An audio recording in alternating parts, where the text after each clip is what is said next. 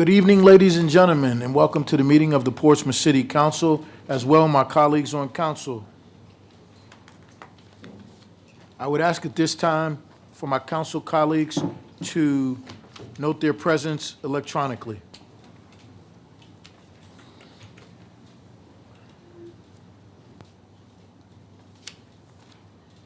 Six members of City Council are present. Thank you, ma'am. Could everyone please now stand for a moment of silence and remain standing for the Pledge of Allegiance?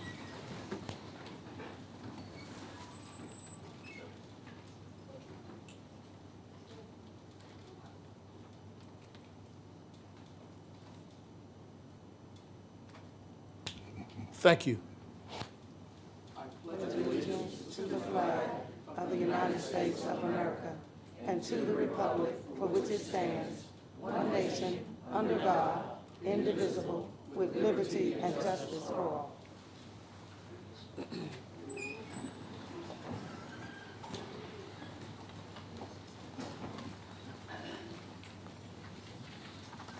We have the minutes of a call meeting on April 11th, 2023, and a regular meeting on April 11th, 2023, and a call meeting on April 14th and 15th, 2023.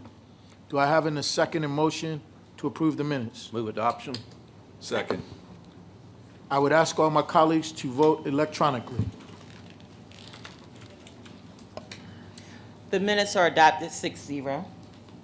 Thank you. Now I'm going to call on our Vice Mayor, Lisa Lucas-Burke, to introduce our special guest for the evening. Thank you, Mayor.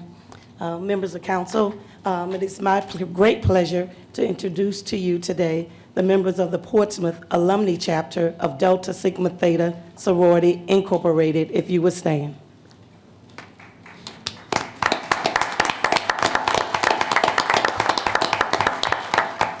The Deltas come every year annually to days, what we call Portsmouth City Council Delta Day at the local level. We also do Delta Days at the state level at our General Assembly and Delta Days at the nation's capital at the federal level. We're engaged publicly, politically, and civically throughout our communities. And this is a great showing of our Delta sisters that are here today. So maybe not all Portsmouth Alumni Chapter, but Deltas everywhere acknowledge that we do this. And this is our recognition of our Portsmouth chapters Delta Days at the Portsmouth City Council. And at this time, I would like to invite our chapter president, Lisa Downey Hood, to come forward and make a presentation.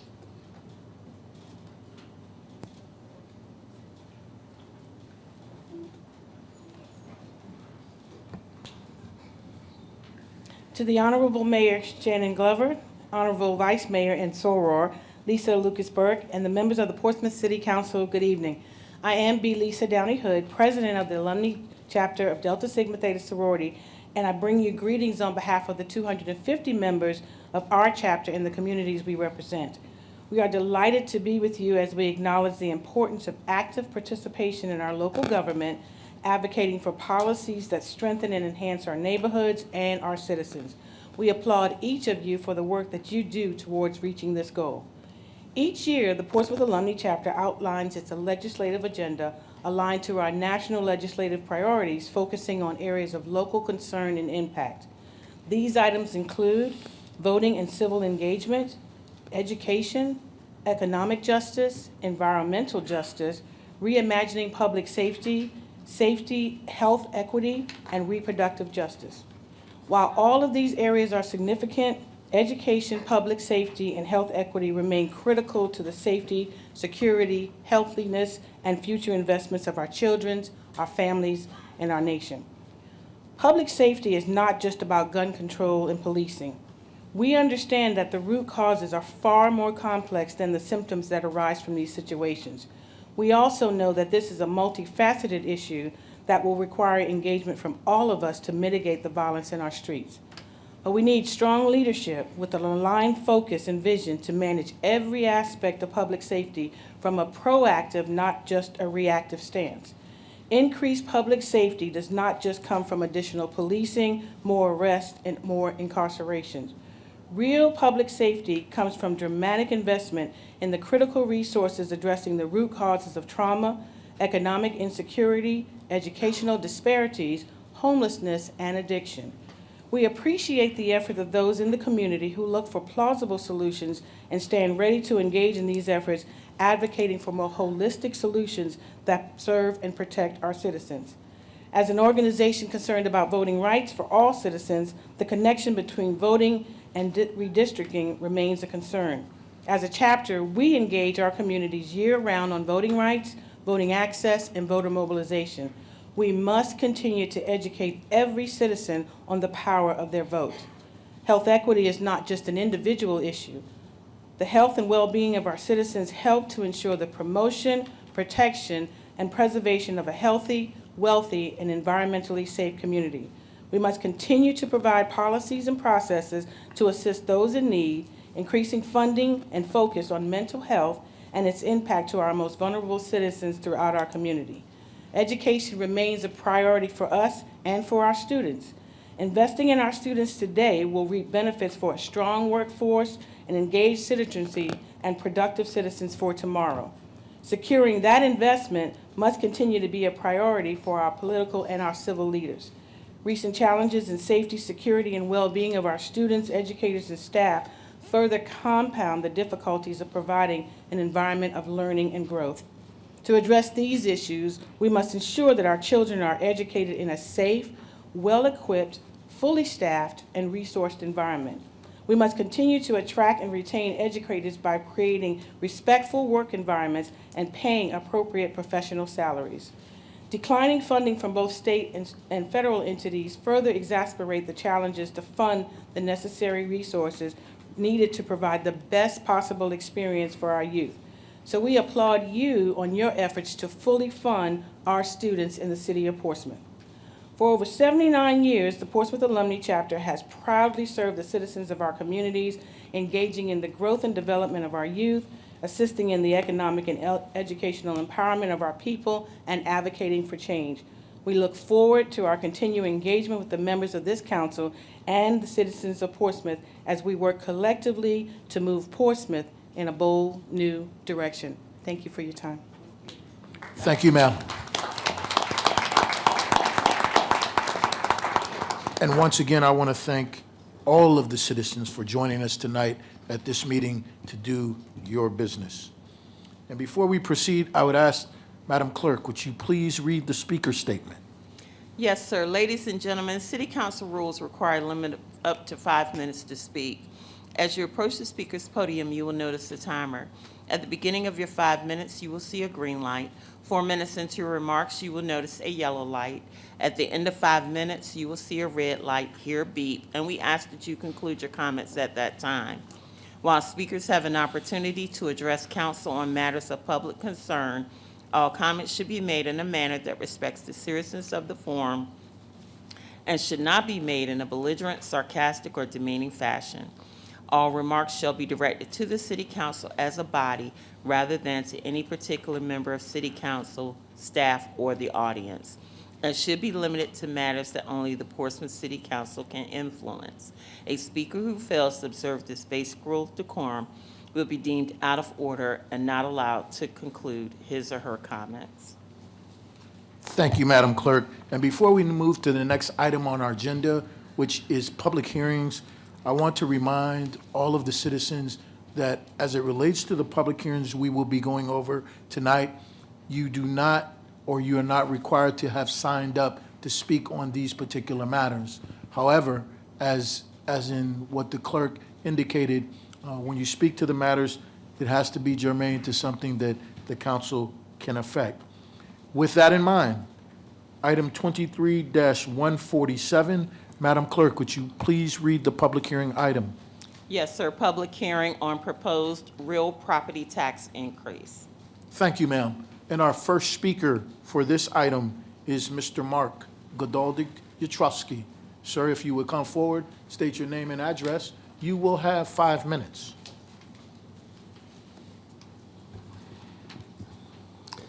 Good Good evening, Mayor, Council, and other neighbors. This is one of those good problems to have in the sense that it allows the city to collect more revenue without doing a tax rate increase. Because of market conditions in retail and commercial housing and buildings, property values have gone up, not just here, but nationwide.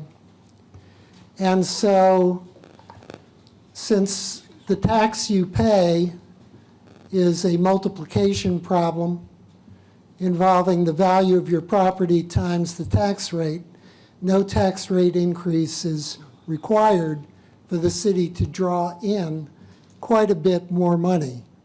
And the needs for that money are, as usual, more numerous than the monies that will be drawn in.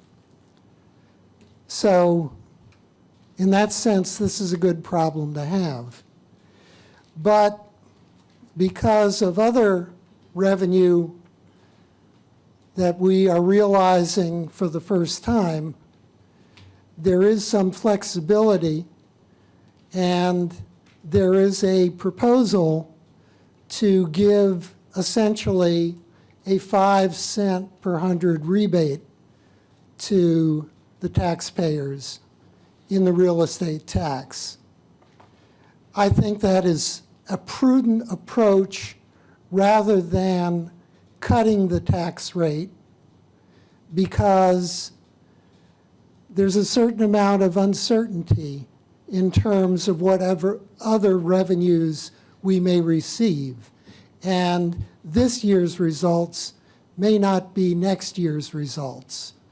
So if you cut the rate, and it turns out that next year is not as favorable economically as this year, then you'd be in the unenviable position of, in a council election year, having to vote for a tax rate increase. I wouldn't want to be the person in that position. However, I believe you can do better than the 5% rebate.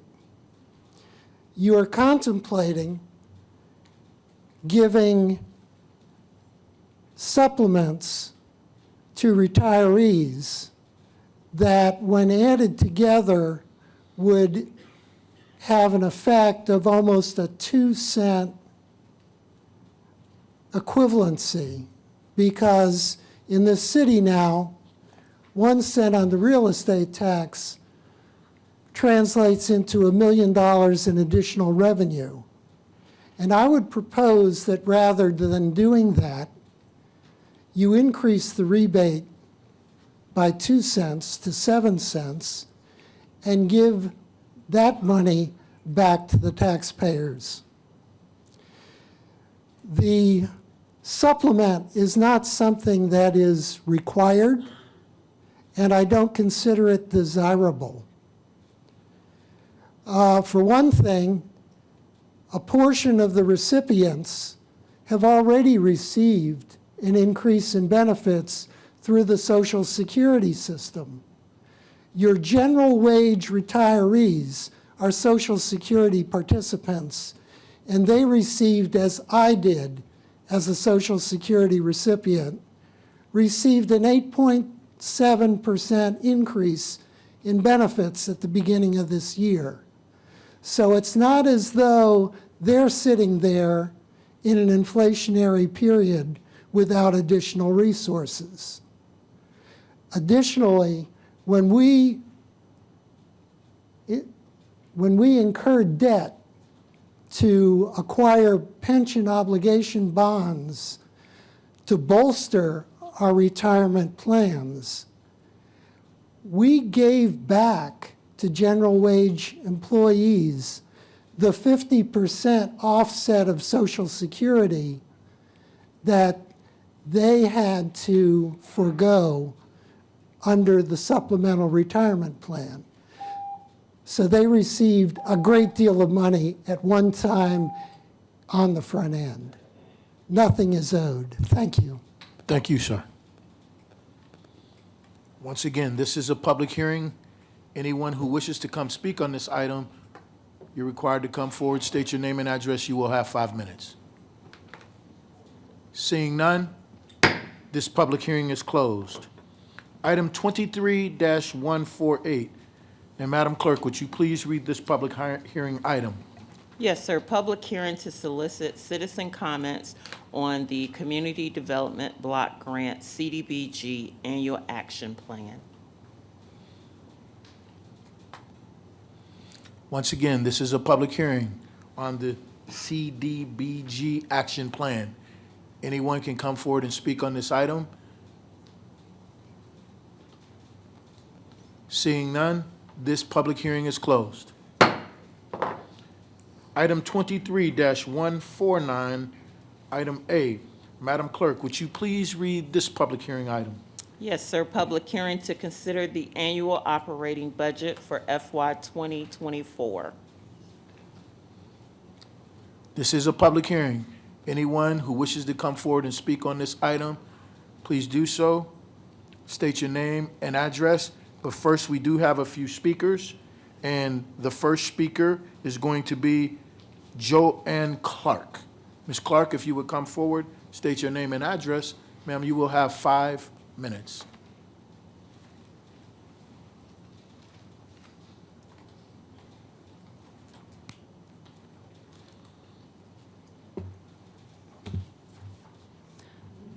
Good evening, Mayor, Vice Mayor, and members of council and staff.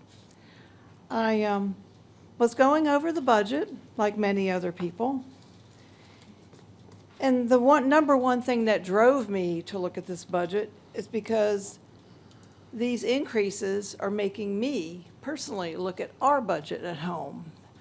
The increase in assessment has caused an instant deficit in my escrow. It caused an instant increase in my homeowner's insurance. And now I'm getting the other whammy of increased utilities and stormwater fees. They all have accumulated and layered up and caused me great concern because my husband and I are on fixed incomes, and we certainly are having trouble making ends meet. Upon reviewing this, because of my concern about being able to continue to afford to live in my home, that I hope to be my last move, I noticed some things that looked unusual to me in the capital improvement budget. The transfer of funds, for one thing, looked a little odd to me. Transferring funds from stormwater fund, which you've already asked the citizens for an increase, and then transferring funds from the public utility fund, which there again, more increases to the citizens. Meanwhile, in utilities, we have a $151.4 million deficit. So I didn't quite understand. Excuse me one moment, Ms. Clark. So you are scheduled to, or you're on the list to speak on the CIP, which is item B. Are you speaking on item B now, or what Well, are I you speaking on? figured they were all multiple. No one mentioned that they were separate. Well, they are separate items. So if you wish to speak on item B, I mean, you certainly can speak on item A, that's annual operating budget, but Right. the specific CIP program is under item B. You have enrolled for both of them. However, if you choose to speak for item A, it's not really involving the CIP. That's item B. So you want me to wait a minute, sit down, and come back up? Yes, ma'am. Okay. Well, let me say in this last few seconds I have left, I concur with Mr. Yatrowski. It's an excellent idea that 2% on the rate, additional rate taken off would be more than fair and equitable to many citizens, including myself, who have instant deficits now in their escrows. But I can come back and talk to you about the capital improvement. And we would certainly welcome you to. Thank you, ma'am. Our next speaker on item A, public hearing to consider the annual operating budget for FY 2024. Mr. Mark Godaldig-Yatrovsky. Please state your name and address, and sir, you will have 5 minutes.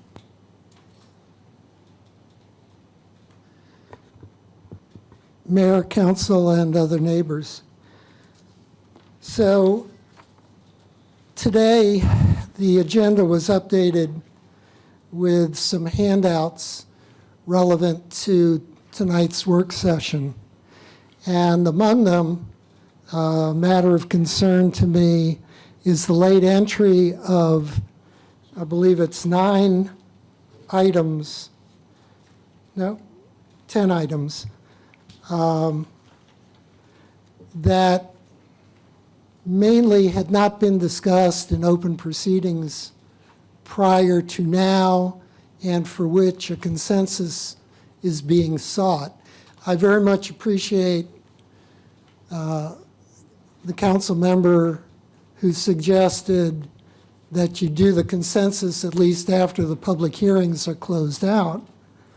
But for most people in this room, I think this information was unknown when they walked in. And so that sort of defeats the purpose of a public hearing. However, as Paul Revere, I'm going to march forward into a couple of items of concern to me. Number one, consensus item number 2, it's a positive concern.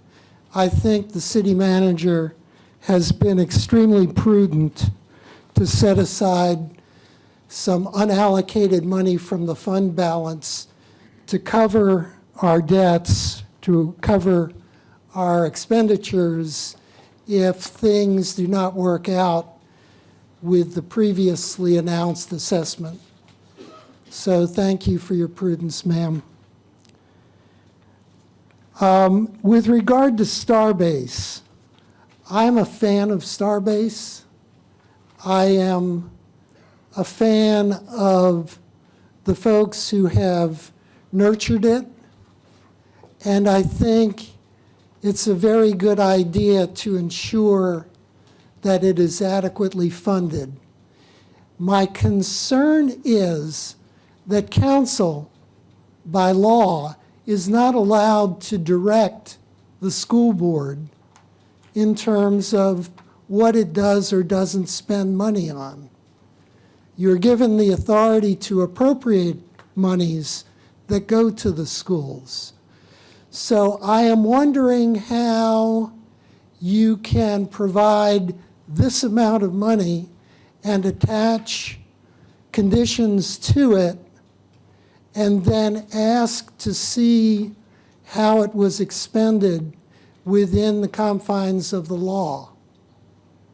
I hope that your legal authority will find a way for that to occur, because again, I would very much like them to have this funding for that beneficial purpose.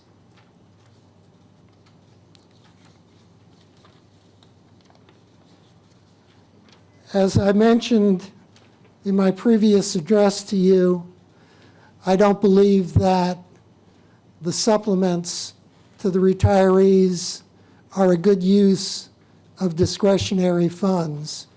And I hope that despite the political pressure that those requests come with, you will resist.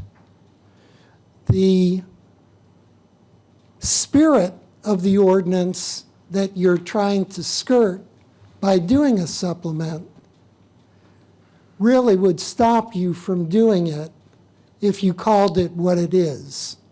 And that is, it's a giveaway.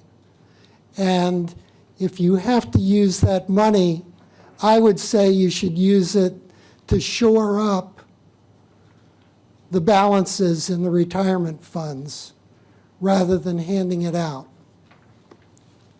Thank you very much. Thank you, sir. Our next registered speaker is Mr. Garland Alexander. Mr. Alexander, you come forward, sir. State your name and address. You will have 5 minutes. Thank you, sir. Once again, this is a public hearing. Anyone who wishes to come forward and speak on this item, come forward, state your name and address, and you will have 5 minutes.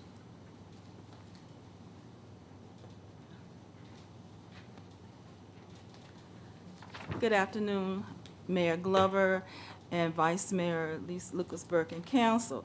It was not my intent to say anything today, but I decided I did want to say something as it related to the one-time supplement and the HRA. This is where we are now, correct? I want to I make sure. need your name and address, Oh, I'm ma'am. sorry. It's Teresa Saunders Smith. I live in the downtown section of Portsmouth. Yes, ma'am, you can speak to that matter under this item. Okay, I decided to speak because I was one of those employees who was working in the city of Portsmouth when this option came available to either to stay with the city retirement plan or to go with the state retirement plan. At that time, I chose to go with VRS, but I know that a lot of people did not choose to go with the VRS and stay with the state retirement system because they had maybe 10 or more years vested with the city's plan. And obviously, the city's plan would allow you to retire in 20 years, and VRS would allow you to retire in 30 years. So a lot of them did not retire for that reason. Did not go with VRS for that reason.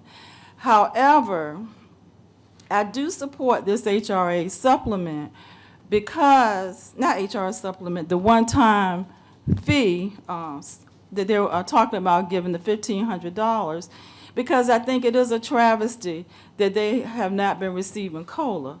And I think that the HRA supplement is normally tied to an insurance benefit.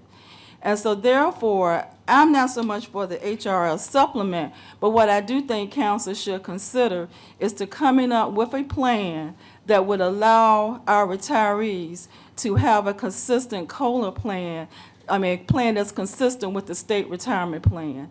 I think that we know that things go up, and for them to be in that situation of not being able to receive COLA, you're doing it on a one-time basis, but things go up all the time. So I would hope that the council would consider working out some type of system where these retirees would receive a plan similar to COLA. Thank you. Thank you, ma'am. Sir, if you would come forward, please state your name and address, and you will have 5 minutes. Thank you, Mayor. Steve Carroll, 3112 River Ridge Drive. I also had not planned to speak tonight. I can answer one question that was raised.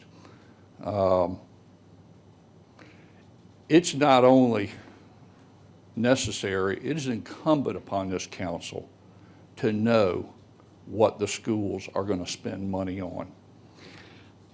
Let me think back to my childhood for just a moment. I wasn't even in school, but I remember this day. I can remember asking my dad for a dime so that I could stop by the candy store on the way home. Who did that dime belong to? It belonged to my dad, not me. He didn't owe me that dime. So I explained why I wanted that dime, and he had the choice of agreeing or disagreeing.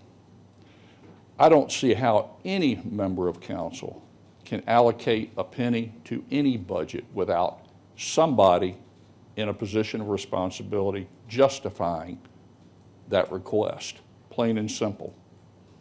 So yes, you ought to be told by the school board what they need the money for. And if they don't spend the money, they're required by law to return it to council to be reallocated or absorbed back into the budget, plain and simple. I've made this point before. You have some ambitious spending that you intend to engage in, and the money is not completely there to do it. Even though there were some lockbox funds, if you want to call it that the school board was given money for that can't be pulled back. It's cumulative, I guess you can call it that. and the fact that the schools didn't use a lot of money in the last budget because of COVID or whatever reason.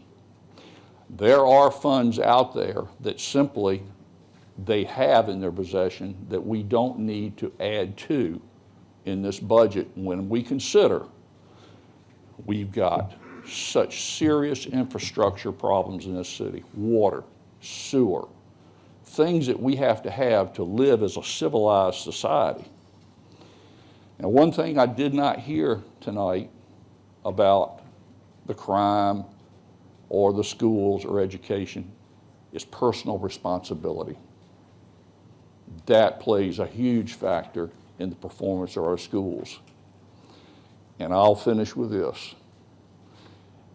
There is money out there that you need to focus on in basic infrastructure. The purpose of government is to not fulfill every whim and fancy. The purpose of government is to fulfill the basic needs for a city to operate on and to provide basic services to its citizens, period. And as far as schools are concerned, good schools don't make good students. Good parents and good students make good schools, period. Thank you. Thank you, sir. Once again, this is a public hearing. Dr. Whitaker, sir, you have the floor. Yes, I have two questions. One is Miss Teresa Saunders Smith. I have a question because you brought some good information. Mayor, can she come back to the? Yes, sir, at this time. Sir, if you would step back and allow for her to come forward, please. Yes. Yes, Miss. You mentioned that under the city legacy retirement plans that they vested after 20 years, but VRS vested after 30 years, right? Yes. So as I mentioned in the earlier public work session, I'm just curious on your perspective. So if one were to work in the city system for 20 years, starting at age 18, well, let's say 25, and then they worked 20 years, and they were able to go and work in another city or somewhere else and get a retirement, that also could have had COLA increases. Do you see any issue with that as being an issue of equity? I really don't see it as an issue of equity because I think you're talking 50 years of employment, 20 and 30. And the probability of having hardly anyone that's in that position is probably very limited. And so I think the number of employees that you're dealing with now, the number is going to continuously go down as time goes on.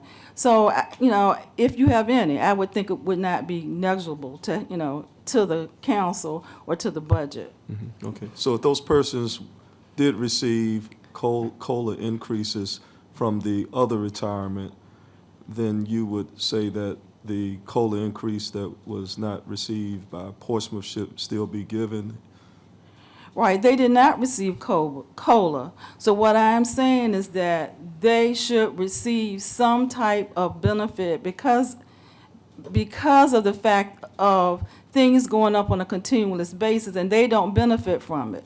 So all the years that they were working. And another thing I would say is that those employees, not only did they not choose to go to VRS because of the 30 years, but also they were committed to the city. And these were employees who did not even think that they would leave the city. That was their commitment to the city. So I think that because they were committed to the city, we should be committed to them. And I think that we should look at some type of program that would allow them to get COLA. I wasn't even really aware that they weren't getting COLA until I was in the, the work session. But I think that it is unfair, and I think we should look at it. All right, thank you. Thank you. Thank you, sir. Sir, if you would come forward, state your name and address. You will have 5 minutes.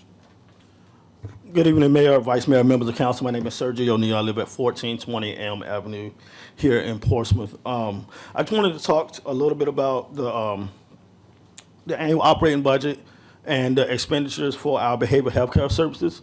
A lot of people may or may not know how vital those services are, especially with the mental health crisis that we have going on in our city, our state, and our nation. And I would applaud the city for taking a good, hard look at what is there and what we can do better as far as operating our behavioral health care system, because it is a great need. A lot of people in our community have a deal with mental health every day, and unfortunately, a lot of them slip through the cracks because they don't get those services that they so vitally need. And we deal with it every day, especially when you see them in places where they should not be, where our jails are housing them, or unfortunately, they're homeless because they're not where they need to go. So I would think that as we continue on with this budget process, we continue to look at what can be done to better improve those services and how can we better market those services so more people know what we have available here in the city. The other piece I want to speak on, and another speaker previously mentioned this, was the city's contribution to education. A lot of us here are products of public education here in Portsmouth, and make no mistake about it, I'm going to be an advocate for education in this city until the day I die. I would like to say that, yes, that city council should be privy to information from the school board as what they plan to spend money on, so they can make informed decisions. That anybody would do that. Nobody in their right mind would spend money, just give people money to say, here you go, and just keep on rolling. But let me also say that do it with an open mind. Because some people may say, oh, well, you're just giving more money, where is the return on investment? Well, I can guarantee you, giving the schools more money, in a sense, we have to attract teachers that want to stay here. A lot of our classroom teachers in Portsmouth have left mid-school year to go to other districts because of pay, because of classroom size, because of overall morale, things of that nature. So with that being said, I hear people when they say, oh, well, just don't give the schools more money. I hear that. But let's make sure that we're not, we're taking a hard look at that, because guess what? An investment in education is an investment in the future. We can't allow, and we get it, it's hard because we have to fund other things, public safety. We definitely need our police and firefighters. Without them, a lot of us would be in trouble. All of us would be in trouble. But in order to get those police officers and firefighters, you have to have them. You have to have the education behind it.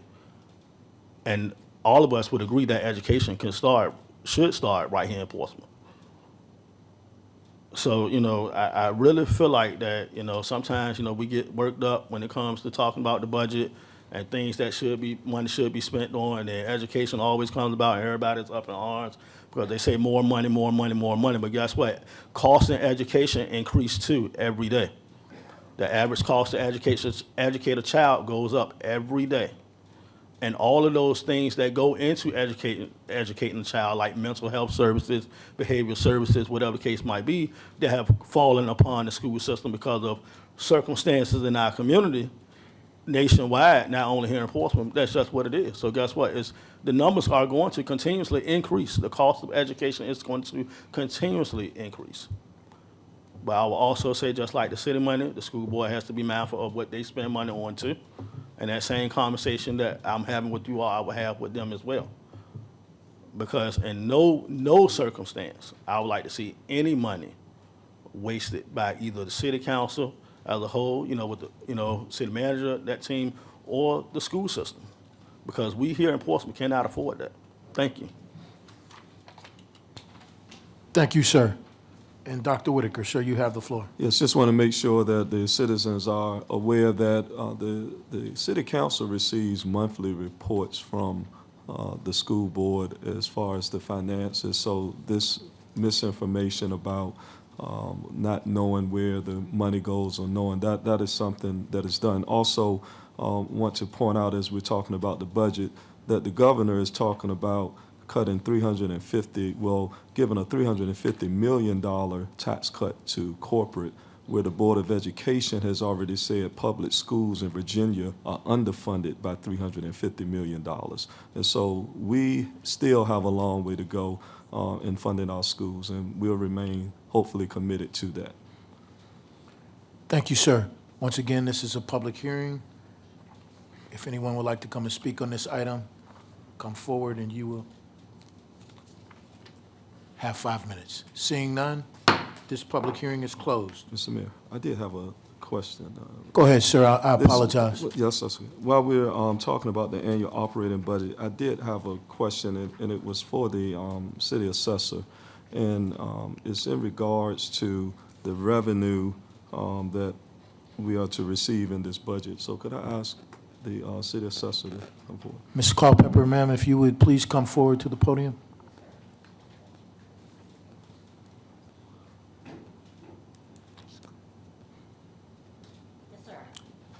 Yes, there's been information brought before council, and I want clarity on it. And that is, how is it that private golf courses are able to be exempt from paying real estate taxes? Okay.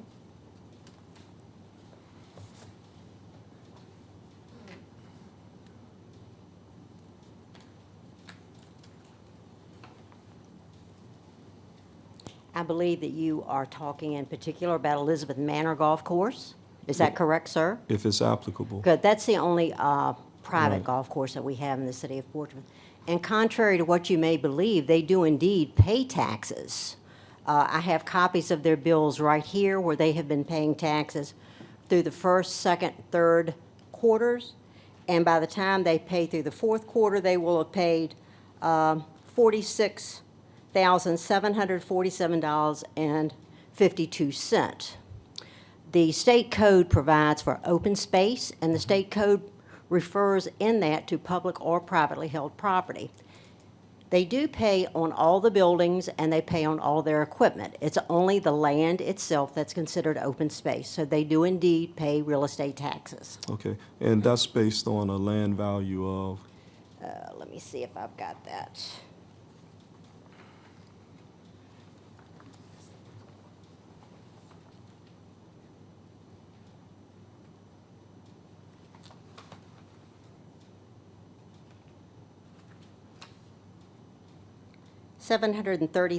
$730,330.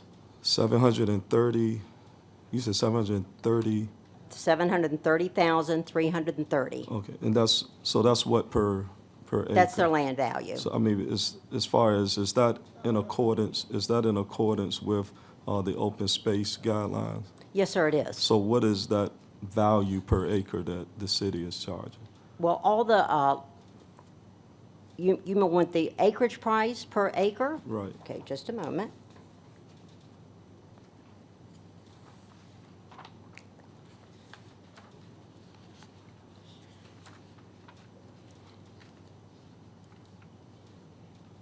I don't actually have a price per acre because the acreage price, it's not, the land is not valued at a tax rate.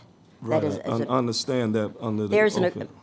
the only thing that I have is a land agreement that has been met and recorded between the city of Portsmouth and Elizabeth Manor Golf Course. Right, but that value has to be derived from some type of figure on a per acre basis, which Well, I is didn't do required. that, Mr. Whitaker, so I really don't know. I would be glad to get that for you and present it to you at another time. Yes, because that is important to know, because as you know, there is a range of 1,500 to 2,000 per acre that open space allows, and I'm just curious where we are in there as far as the revenue we're getting from there. Well, we don't receive any revenue from the land, sir, because of the land agreement that's between the city of Portsmouth and Elizabeth Manor Golf Course that's provided for by the Code of Virginia. Right, but you just said that there was We do- 46. we do You said there have- was $46,000 that was paid. Oh, yes. Right, so- But that's on buildings and equipment only. We do not build for land at all because it falls under the open space agreement Right. with the Commonwealth of Virginia. And that's what I'm trying to get clarity Mm-hmm. on. How does that open space allow for them to be exempted from paying on the land? And if you want to come back and explain that, that's fine. Well, I have a copy of the code right here, if you would like to have it, so that you could peruse it and determine for yourself. Excuse me, No, ma'am. I'm not- Interpretation. No, I'm looking to the values that the state has set aside for land being between 1,500 and 2,000. That's what I was curious about. Okay. And I'm saying if you want to come back and Well, I would explain have how to that. because I don't right. have I don't have that information with Okay. me. I wasn't given any indication that you would require that information. Right, that's why I say you can come back. Okay, I'll be glad to provide it for you. Thank you. Thank you, ma'am. You're If you would welcome. provide that information Yes, for sir. all of us to review. Be That glad would be to. great. Thank you very You're much. welcome.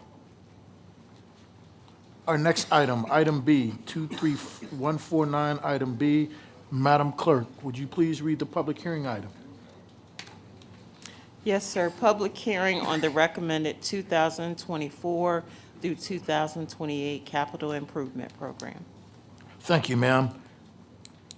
Ms. Joanne Clark? If you would come forward and state your name and address, ma'am, you will have 5 minutes. Thank you. What I didn't get to discuss, because I didn't get that far into my presentation, was actually how the operating budget and the capital improvement plan, I had some issues with, of where the money was going. So the first thing that I was looking at was the capital improvement plan and the way that transfers from the waste management fund, the stormwater fund, and public utilities were being incorporated into this. And most of the monies were going into fleet management. I'm a little confused about if we're getting $10 million a year generating from stormwater fees, you all have decided to raise that fee, and yet you're taking income from those departments for operating and taking them and putting them into the CIP. And I thought that was a little unusual, because generally speaking, for stormwater funding, the reason we pay that fee, it's a Chesapeake Bay Preservation Act that's allowed cities with over 100,000 people to assess a fee. And it's to quantify, measure, and document our rivers, estuaries, and BMPs to see that they are clean and they're moving properly and operational. And I couldn't figure out why that money was, all that money, in this particular instance, $1,420,000 to fleet management, unless exactly you have a truck that works with stormwater for the amount of $1,420, which you probably do. But I was just, for clarification purposes, wanted to look at that.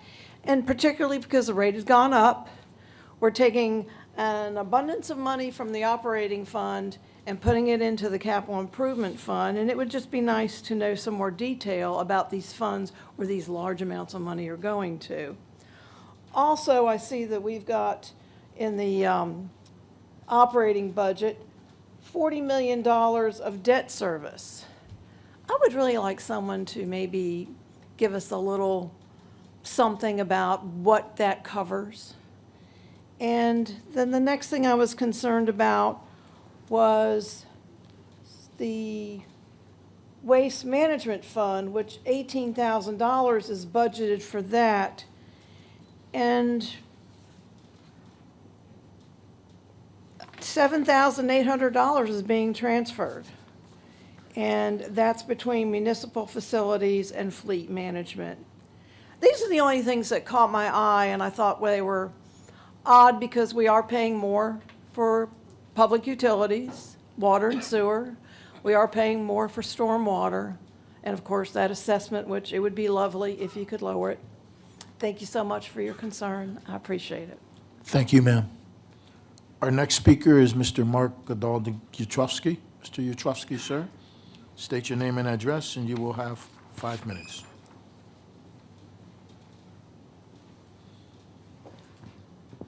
Mayor, council, and other neighbors. I have spoken to you before about my desire to have us return to a hybrid form of council meeting. I would like to see in this capital improvement budget any monies that would be necessary to make that happen. I can't believe that it will require a great deal of technology, but then you might think I'm an optimist. But I want to believe that it won't take a lot to get that done. So the jail and the weather have something in common. According to Mark Twain's formulation, everybody talks about them, nobody does anything about them. And yet, there is mention of the jail in this capital improvement budget with a relatively small investment in moving it off the waterfront. I would like to see that proceed. I am hopeful that we can find a way to make use of the infrastructure at the regional jail site to accommodate this need. My fitness center is part of a company that does adaptive reuse rather than building new fitness centers from the ground up. And I think that would be a good model for us to follow, especially if the current regional jail is underutilized. So I hope you'll move forward with that. In public, what was it called? Public Empowerment, Session 2, mention was made of relocation of the Craddock Fire Station. The site that was mentioned is one that I consider unacceptable. And in subsequent conversations with the residents of Craddock at a recent Civic League meeting, I'm not alone in that opinion. The current site of the skate park is the one that has been designated as the preferred site. And I would like to encourage you not to go there. The skate park is well laid out, it is used, and it has also acquired a playground area at one end of it. But beyond that, there are numerous mature trees on that site. In an era of global climate change, mature trees are our allies in fighting against more carbon dioxide in the atmosphere. So for those reasons, I would hope you could find another piece of property on which to site the new fire station that serves Craddock. Thank you very much. Thank you, sir. Once again, this is a public hearing. If you wish to speak on this item, please come forward, state your name and address. You will have 5 minutes. Seeing none, this public hearing is closed. We have now come to item 23-149, item C. Well, Madam Clerk, would you please read the public hearing item? Yes, sir. Public hearing on proposed changes to rates and levies for the fiscal year ending June 30th, 2024. Thank you, ma'am. And Ms. Joanne Clark, ma'am, if you would come forward. Okay, thank you, ma'am. Mark Godaldig-Yatrovsky, our next speaker. If you would come forward, sir. State your name and address. You will have 5 minutes.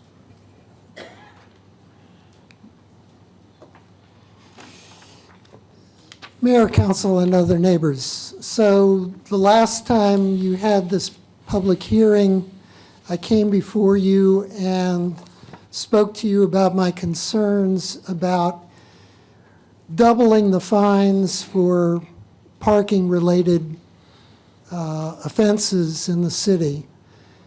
Since then, I hope you have all received the email message I sent out yesterday. I gave you the pictures that are worth 1,000 words at least of what's wrong with our parking meters in this city. I don't know that all of them that are exposed to sunlight and the elements are as badly deteriorated in their signage as the one I showed you, but I think there are enough for it to be considered a problem. And in terms of enforcement, it imposes an unfair burden on people who come to town and try to park at them. So I hope you've taken cognizance of that and will take to heart my recommendation that you not just willy-nilly double the parking fines, the parking violation fines, that you be a little more reasonable. You are concerned about inflation, I know. Don't make it worse than it has to be. Thank you very much. Thank you, sir. And Madam Manager, you are aware of that communication, correct? Absolutely. Thank you, ma'am. Duly noted. This is a public hearing. You are not required to have signed up to come speak on this item. If you wish to come forward and speak on this item, state your name and address, and you will have 5 minutes. My name is Ron Sauer, 4104 Somerset Drive. I agree on the parking meters. Please do something about the parking meters so you can read them. You can't even tell on most of them that I've been at whether or not they're valid or not. You put money in, you don't even know if it's registered.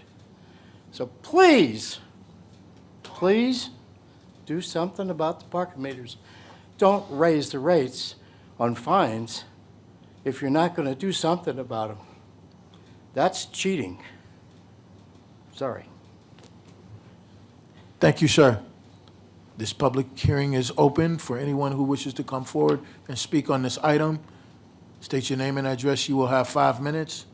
Seeing none, this public hearing is closed, and that concludes our public hearing items. To my colleagues on council, we do have further business to complete under this item, which is the deferment of the consensus items that we spoke of earlier during our work session.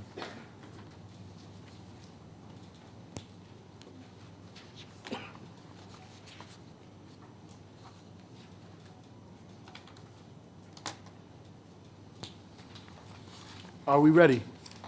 Mr. Mayor, just a point of order.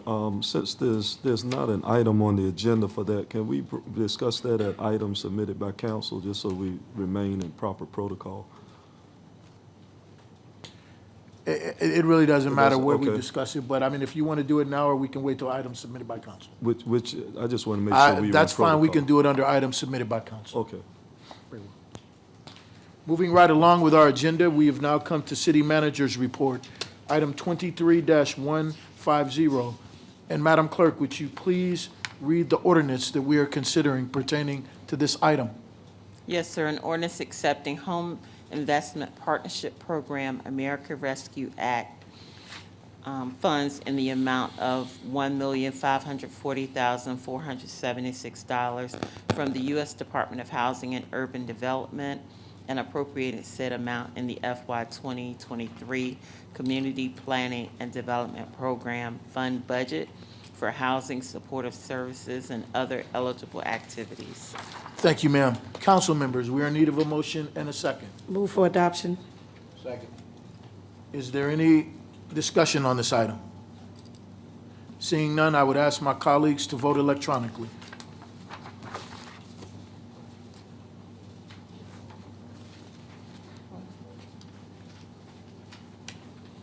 Council members, can you vote again for us, please? This item is adopted 6-0. Item 23-151. And Madam Clerk, would you please read the ordinance that we are considering pertaining to this item?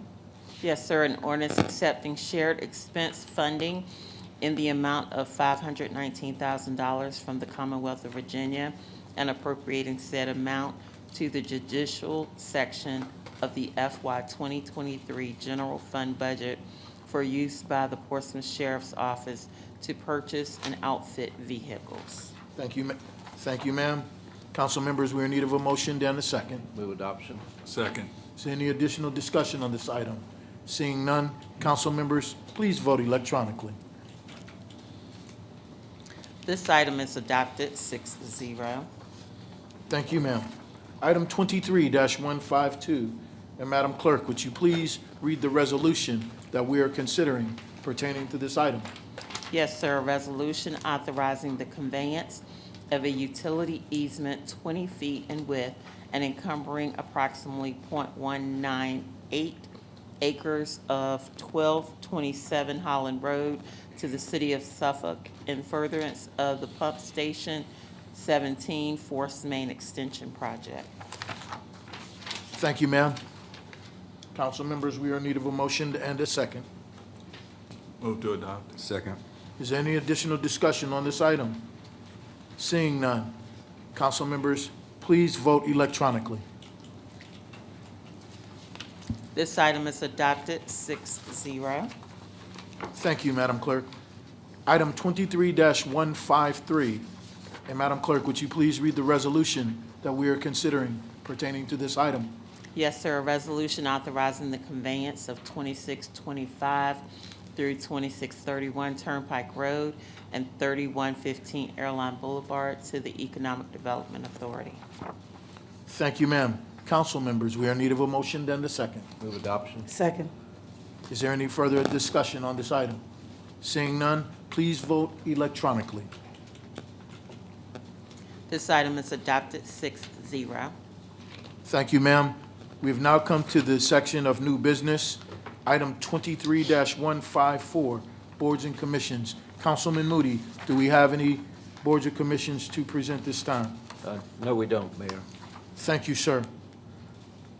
Moving right along, item 23-155, items submitted by council members.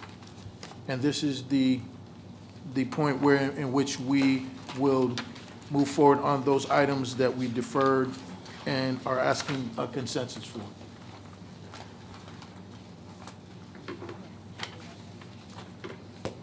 I just want to, Mayor, thank you for the opportunity. I want to let the members of the Star-based board know that you are able to vote. There is no conflict. There's an actual exception within the definition of personal interest that allows for board members who are not paid to be on the board to vote on that matter. Thank you, Madam Attorney. Remember, these are consensus items, and we are taking a consensus on these items at this time. The first item, and I believe we had instructed the consensus, if we could show of hands, if we are in support of by a show of hands. If not, just hold your hand down. Is that okay with everyone? Okay. Item number 1, consensus on one-time real estate tax credit of 5 cents.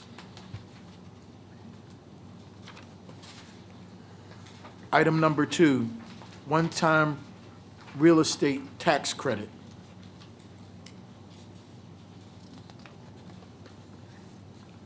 Item number 3, the Star-based victory funding.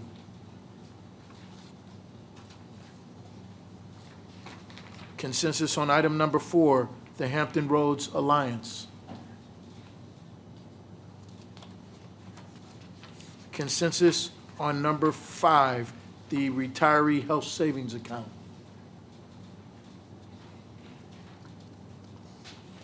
Or health savings arrangement, health reimbursement account, excuse me. That's the proper terminology, health reimbursement account. Consensus on item number 6, 2% salary increases proposed by state comp board employees. Consensus on item 7, match 2% salary increases proposed for state comp board employees. Consensus on item number 9, contractual obligation increases. What was that? What was number That's, eight? that's perpetual care, mowing contracts, and others. What was number 8?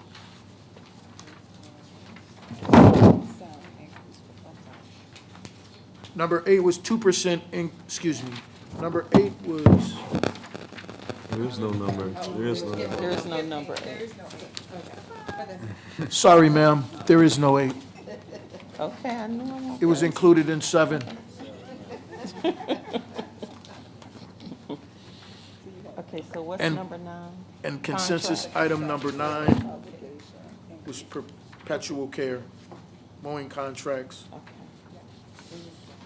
Consensus on item number 10, waste management, vehicle leasing.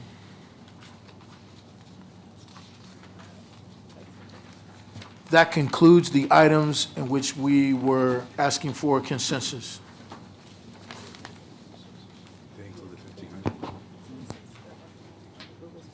Yes, we did that. That Okay, was, can we explain again that these are consensus are coming in part, they're gonna be a part of the budget? We need to reiterate this. For the HRA.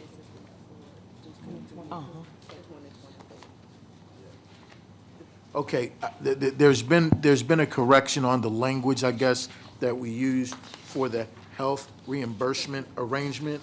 I believe there was a request for the start of that health reimbursement arrangement to commence in January 2024.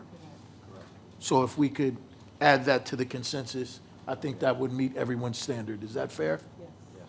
Very good. Once again,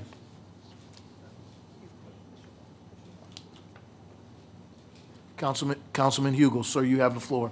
Yeah, thanks, Mr. Mayor. So during the work session, I think even though the $1,500, whatever we're calling it, stipend to retirees was in the budget, I think there was some discussion about gathering consensus to leave it in the budget.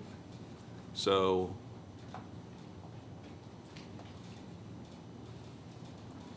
Madam Manager, did you want to address that? And then we'll go forward. I thought we handled that under the consensus items, but perhaps we need to take care of that. Right, we have it in the proposed budget. The HRA was separate because we did not budget for it, correct? Right. So we need a consensus from council if you all agree to keep it in the budget or move it to another, based on just information you've received this evening. Do we remove it from the budget for that purpose and repurpose it, or do you all want to keep it in the budget as it stands in the proposed budget? So I suggest we For the seek consensus from council to leave it in the budget. So as usual, our city clerk was right. That was number 8. Thank you, Madam Clerk. So we'll call that one item number 8. And the request for item number 8 is to leave the $1,500 one-time in the budget that is presently there. Could we have a consensus on that?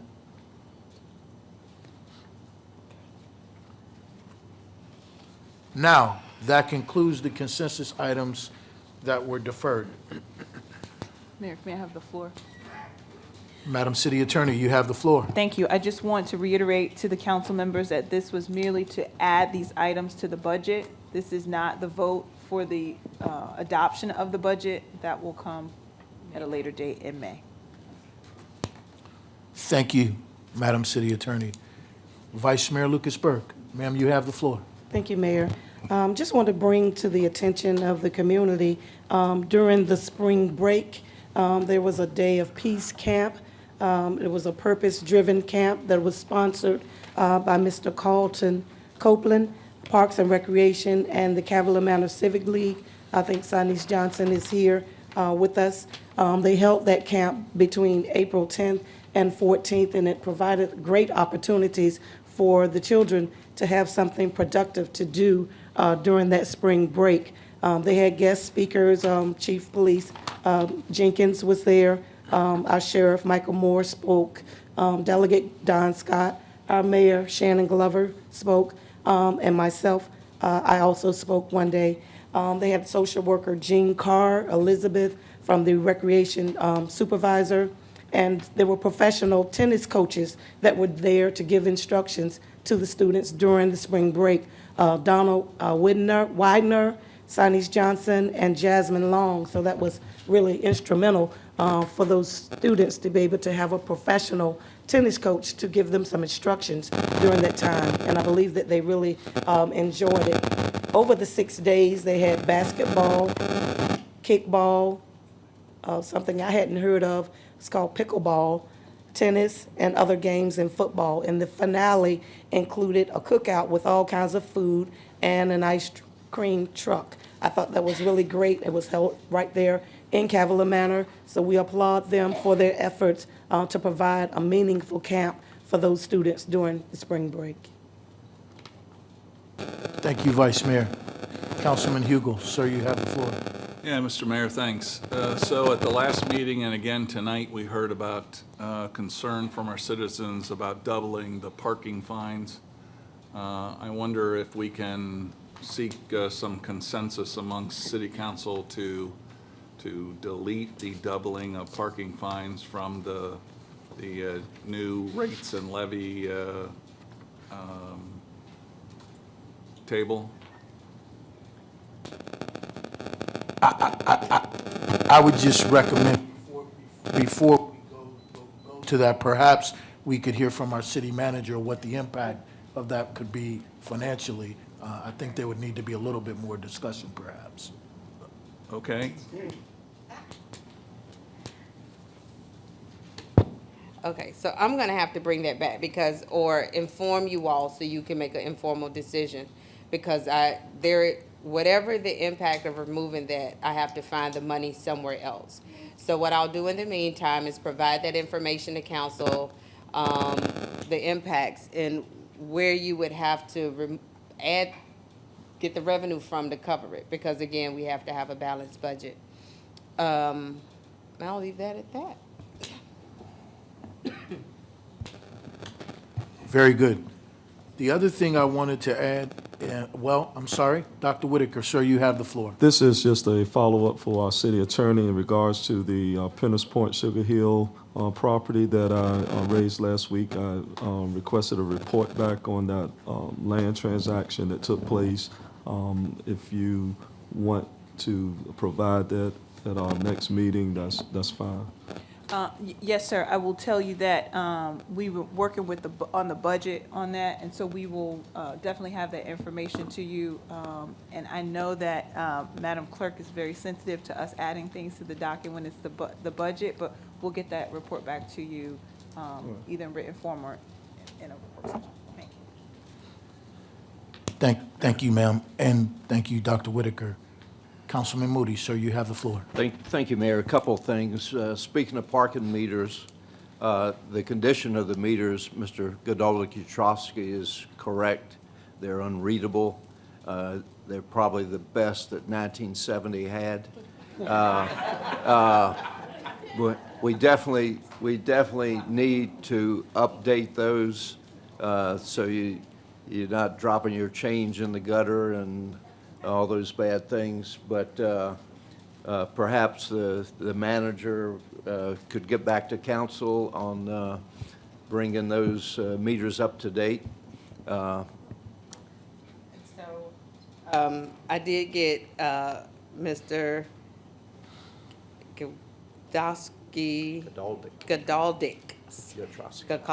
Godolski's email. And so what I did is I responded to council, but since we are bringing that up a couple times, so we are actually going to be in the process of replacing those meters. We're waiting on parts. So as soon as we get the parts in, they will, and we've been assessing the meters, we understand. So just know that that's in process. That's out. Thank you, Madam not city attorney. Everybody's trying to make you the city attorney for some reason, and we got a wonderful city attorney. And So, please. Anyway, interim city manager.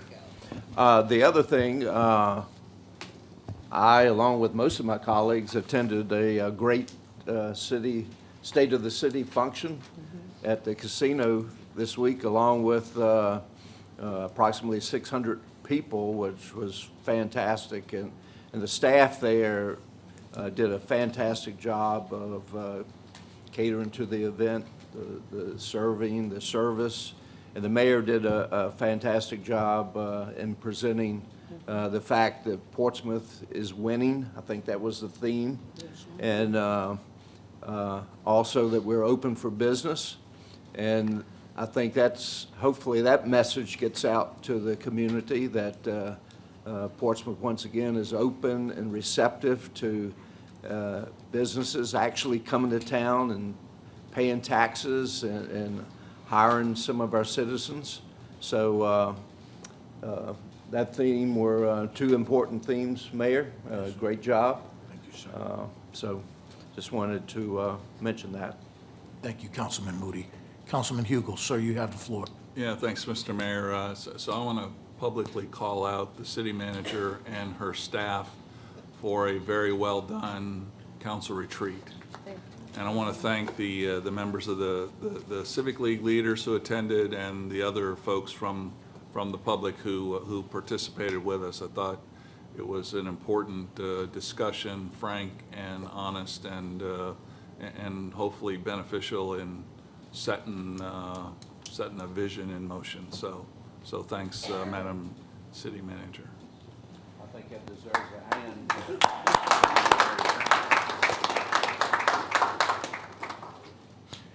Thank you, guys. And while we're sending out congratulatory love, I'll say, I want to echo what was just said in terms of this is our city. And each of us that is in this room are concerned about its future and how well we do in terms of the areas we wish to impact. Last Friday at the State of the City, as your mayor, was one of my proudest days. And why was it one of my proudest days? Because our city staff, led by our marketing communications team, our city manager, every person in this building who put forth the effort, Mr. Peter Glagola, our marketing and communications director, Mr. Byron Donahue, and many others, all put the work in. And two people who rarely get noticed in this building, who put out that wonderful video stuff that we see about Portsmouth, are Greg and Aaron.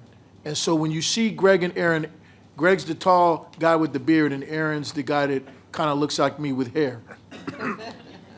But when you see those guys and other city staff, let them know that the work that they put in is appreciated. We don't always hear the good stuff, and I'm here to tell you, I'm okay with it.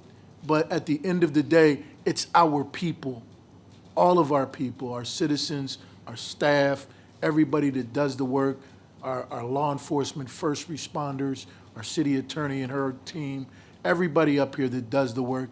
And I can tell you with no reservations that all of the folks up here on this dais wish the best for our city. Portsmouth is winning, and the state of our city is good, and we are going to continue to do what we can do along with our citizens, because this is your town, along with our citizens, to represent you all in the best possible way. So I want to give you all a hand, if we may, at this time. The other thing I wanted to mention is I serve on the HRT board, which is a regional board. HRT stands for Hampton Roads Transit, and we participate, and as you know, that we have buses that take our citizens throughout the city and to other locations. On May the 4th, 2023, they're going to have the Transit Advocacy Day over at the Norfolk Tide facility, and you can get over there probably through the ferry and other means. They're encouraging citizens to come out. If you use public transportation, they want you to come out and tell your story. Share with other people that will be there, legislatures and public figures and business people, what it means, what public transportation means to you. And that's a good thing, and I wanted to make everyone aware of that. I do have additional information if you want to gain that, come on out and take advantage. The last thing I'll say, the State of the City is available. It is available on PC, TV, channels 48 and 39, and also if you're a YouTuber, you can upload your YouTube, and it's out there right now. So go ahead and look at the State of the City, and we only accept positive comments, though. Thank you. Moving right along in our agenda, our next item is pending items. And Ms. Terry, do you have any pending items, ma'am? Yes, I do. Also, I want to thank city staff. Without city staff providing the core services to Portsmouth, we would not be able to do it. We have an amazing staff. We've set the bar, and it is rather high, and you will see Portsmouth moving in a different direction. And I thank you all for just allowing me to be here to be able to make that happen. Next, what I would like to say is we've had an incident at the Harbor Court Garage, and I just want to speak to it really quickly because I know that there are some questions. We have a vendor who has come out and assessed the garage to determine where cameras should be located, and they have made their recommendations.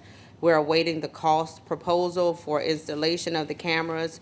I am asking that you be patient while we do this. We're actually looking at alternative cameras in the meantime to kind of, until we get everything in order. I am going to, however, ask the chief if he would step up just to give us a quick and dirty of where we are status-wise, because he knows, if you don't mind. Just a 2 second. Chief Jenkins, sir, if you would come forward, please.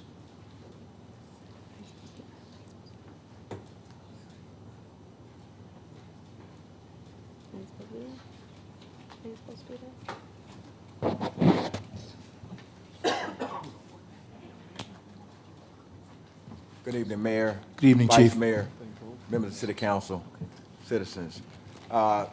So to speak to the incident that occurred at Harbor Tower.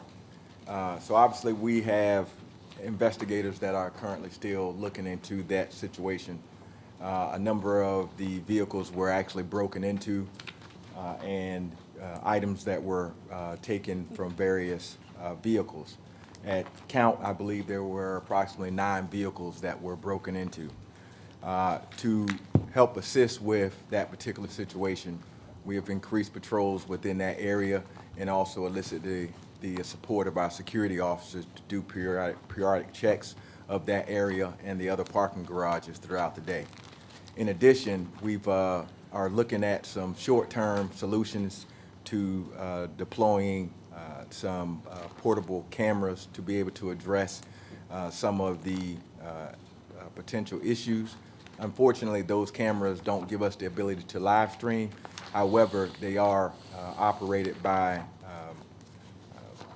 4G cellular, and so they will give us updates of pictures and things of that nature as incidents happen.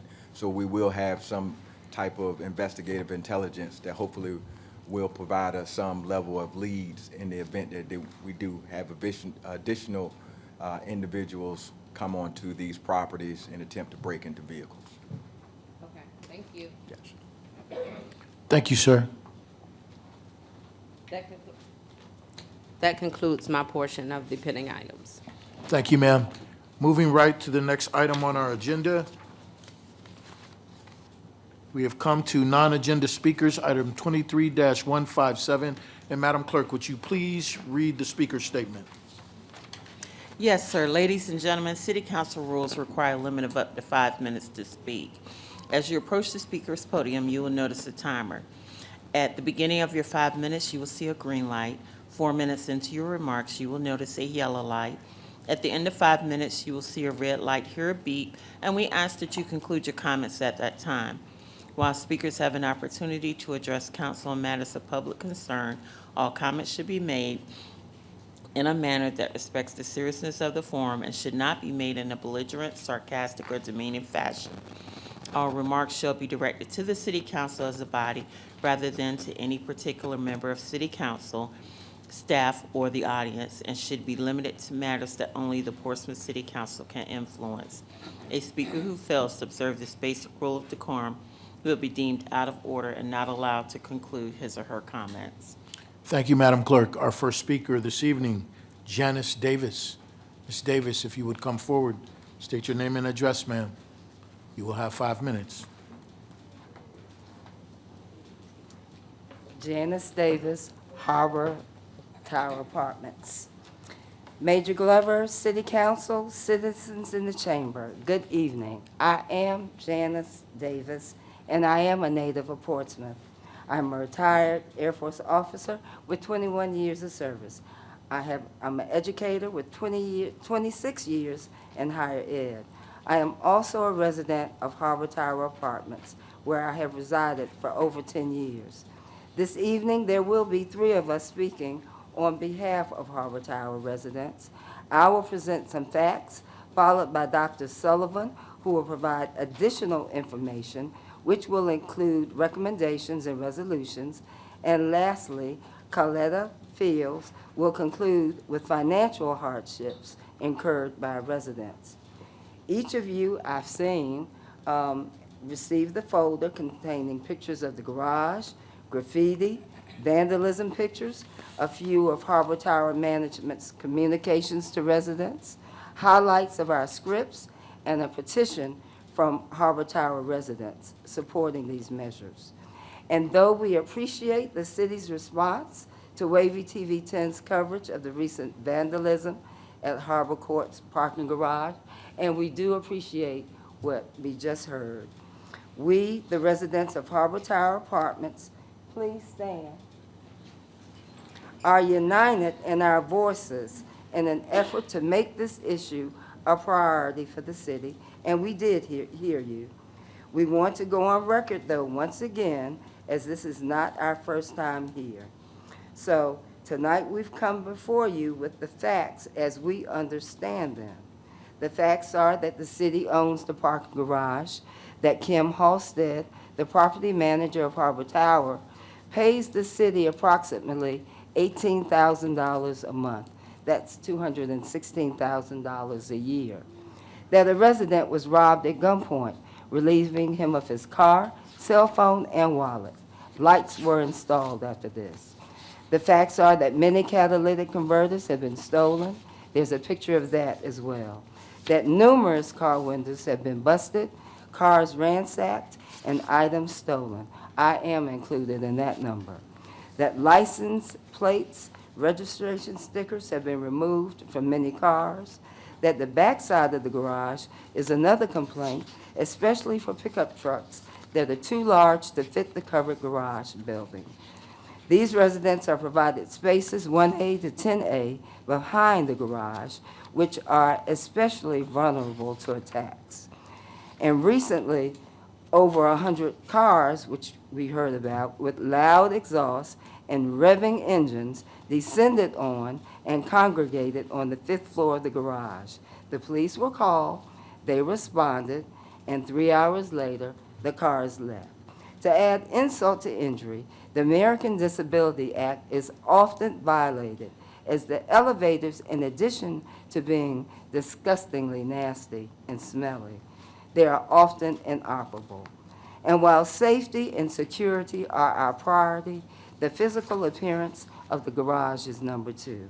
It needs to be power washed and painted because aesthetically it is an eyesore. Pictures are included in your folder.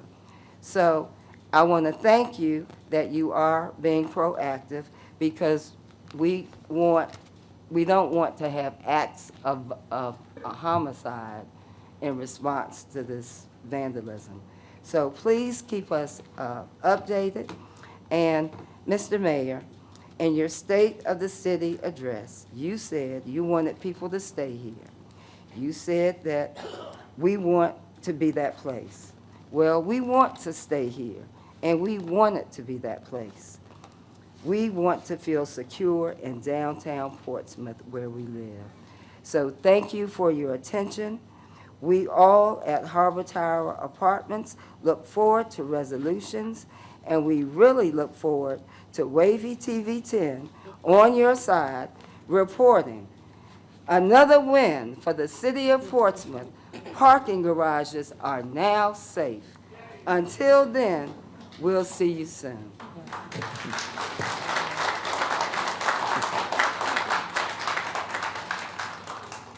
Thank you, ma'am. Our next speaker, Mr. John Michael Sullivan. John Michael Sullivan, Harbor Tower Apartments. I've lived there for about a year. One of my pet phrases is, let's live in the solution, not the problem. And I'm glad to hear that that's beginning to align here at this thing, and I'm very appreciative of that. I have a PhD. I applied my research skills to this. I also have a good friend. Sir, if you could help us, because we really want to hear what you have to say. Speak up. If you could speak into the microphone. All Yes. right. PhD research stuff, did a research on that. The other thing is, I have a very good friend who's a retired electrician. He has supervised electrical installations in prisons, et cetera, so I had him walk through on that. If you look at it, cameras are considered highly effective, particularly if you have lots of signs saying, smile, you're on candid camera, and that sort of thing. So I'm glad that's happening. Panic buttons are considered a high recommendation. There are no panic buttons throughout the entire structure. Typically, those are placed near elevators, et cetera. The next thing is there was some additional lighting put in. It's inadequate. It's recessed in the ceiling. The light doesn't spread out. I was lucky right over my space. I have a full spotlight on me. That's fine. That's not true for most people. The other thing, the big thing that I don't see being addressed here is the place is porous in terms of access. If you look at, there are 5 ways you can get into the place. One is, of course, the current entrance and exit in that. However, there's a passageway from Harbor Towers into the basement part of the parking structure. And in there, there is, against one wall, an open doorway. An open doorway. Also at the top, at the top, there's a gate. You have a gate about that high that's not keeping anybody out. We've also witnessed, there's the curved things at the bottom, 2 bars, people just going right in over that. My suggestion is a security gate for the front that can be locked. Do something with that door. At this point, for some reason, they put 2 courses of concrete blocks, that's like this, et cetera, and also a gate leading into the Harbor Tower area on that kind of thing. I also think that the first floors can be retrofitted very simply with a pipe that's attached to the wall, and nobody's going to do, sneak on through there. Let's see what else. Okay. The other thing is, I don't know if you're familiar with the ambassador program in Norfolk. Norfolk pays people to provide escorts in their parking garages during the week up to the time of 11 p.m. We have people returning home from work, particularly women or the elderly, are very frightened at this point. I hear lots of fear and that kind of thing. So just keep that in mind. So in the spirit of solution, that's my solution on this kind of thing. Let's see. Okay. The other thing I want to talk about is, you say we're open for business. Okay, you drive into those parking structures. On your right, you have a derelict visitor center. It's been that way for a year. Rusting, yellow tapes, signs tipping over. Certainly not the kind of introduction I would think that we would want for Portsmouth, given that you funnel lots of tourists in there. The next thing is in that parking garage. Again, it's been mentioned. Windows are broken, trash everywhere. The elevator, when it works, stinks. There's piss and urine in there. There are homeless living in there. If I were to say, gee, would I want to live in Portland? Let me park here and check it out. I'd run the other way. So to me, it's a real PR, image, et cetera. Okay. That's all I have to say. Thank you for your time. Thank you, sir.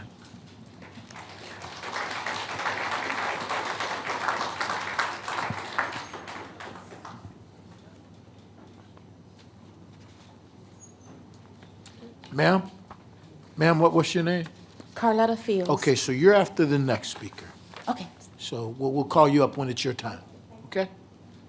Our next speaker is Dr. William Dotson. Sir, if you would come forward, state your name and address.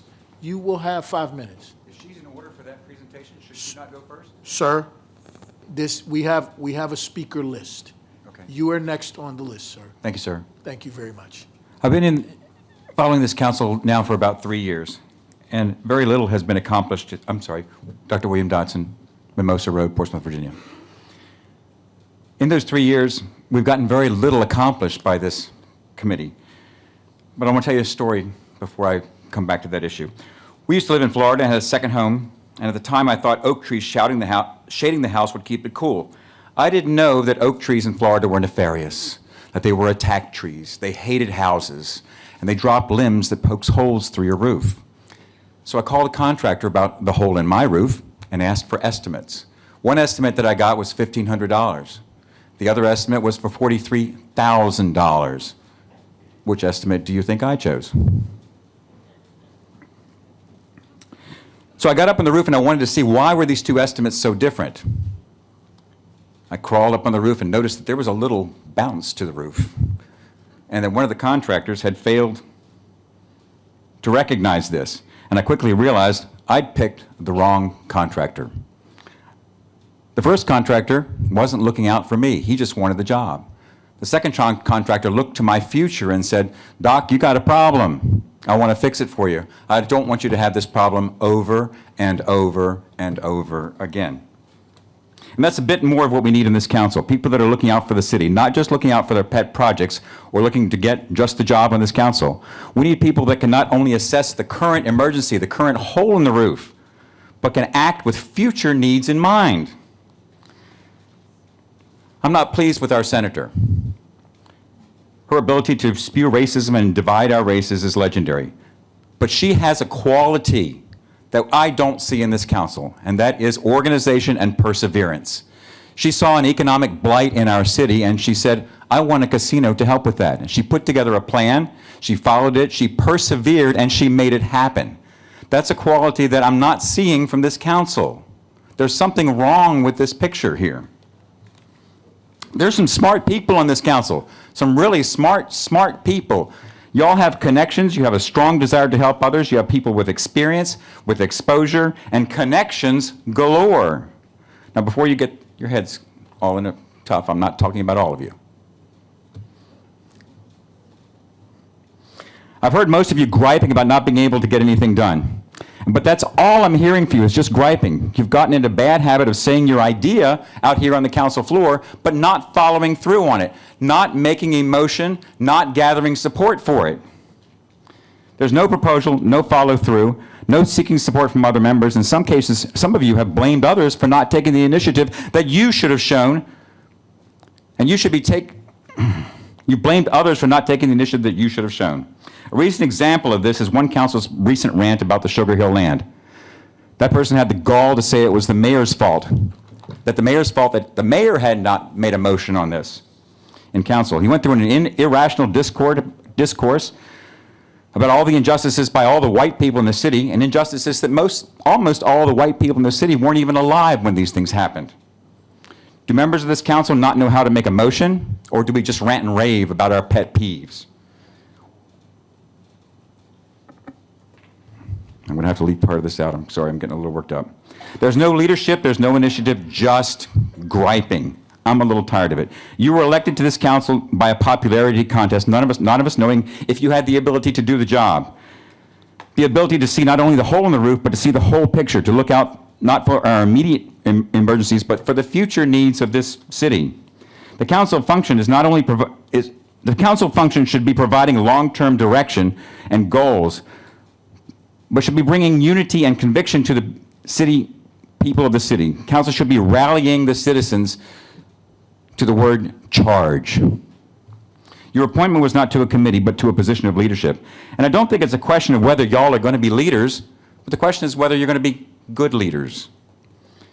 What you do as deacons for this city is crucial to development. So I'm tired of hearing about griping. Please, when you have ideas, don't come to us and gripe about how you can't get them done. Make motions. Get support. Show some leadership with some of these things that we need done. Don't just sit here like a bump on the log and respond to the things that are brought to this table in front of you. Can we get some things done? Thank you.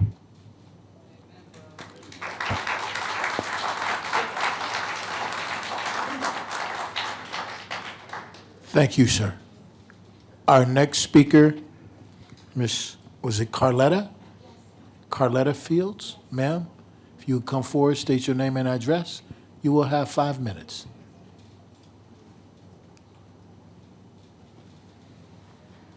Good evening, council members. First, I would like to thank you for taking the time to listen to our voices. My name is Carletta Fields, and I am also a resident of Harbor Tower Apartments. I'm going to piggyback off Ms. Janice a little bit, and I'm going to come at you with the cost that the residents has lost. With me, I have copies of at least 18 different incidents that occurred in the parking lot garage next to Harbor Tower Apartments. These incidents are costing the residents an unreasonable amount and debt to continue to live there. Residents at Harbor Tower has had registration stickers stolen, have had their whole tag stolen, and that was cost up to $80 to replace. Like Ms. Janice says, most of the incidents are catalytic converters being stolen that cost over $2,500 to be replaced. I'm going to ask Ms. Deborah Grimes to raise her hand. Ms. Deborah has had her catalytic converter stolen 2 times. This has caused her car insurance to increase very high on a fixed income. Mr. John Young, who could not make it tonight, has had his car broken into and vandalized 3 times. Because of this, his insurance has increased, and as a result, has had to pay out of pocket enormous amounts. We also have had residents robbed at gunpoint in the garage to come home. I am a business owner that works long hours and is terrified at night in the parking garage. The elevators are always out of order, and according to the ADA for the handicaps, this elevator is not up to standard for them. Keep in mind that 30% of Harbor Tower apartments are handicapped. Because of this, people are parking at parking meters, 20-minute parking spaces, and loading zones to protect their cars from getting broken into. Only to find out the next morning, residents have to find tickets on their car or their cars even being towed. This matter causes another expense, which we have pictures in the folder of the tickets on the cars. I'm going to ask Harbor Tower residents to raise their hands that has lost substantial amount because of this matter. Harbor Tower has over 5 families move out because of these incidents. When potential Portsmouth residents or tourists finds out that this is not safe for us to live or to visit in Portsmouth, it would deter tourists from business in downtown Portsmouth. This may be possibility the city a great loss of deal of revenue, and we doesn't want that. And thank you for listening.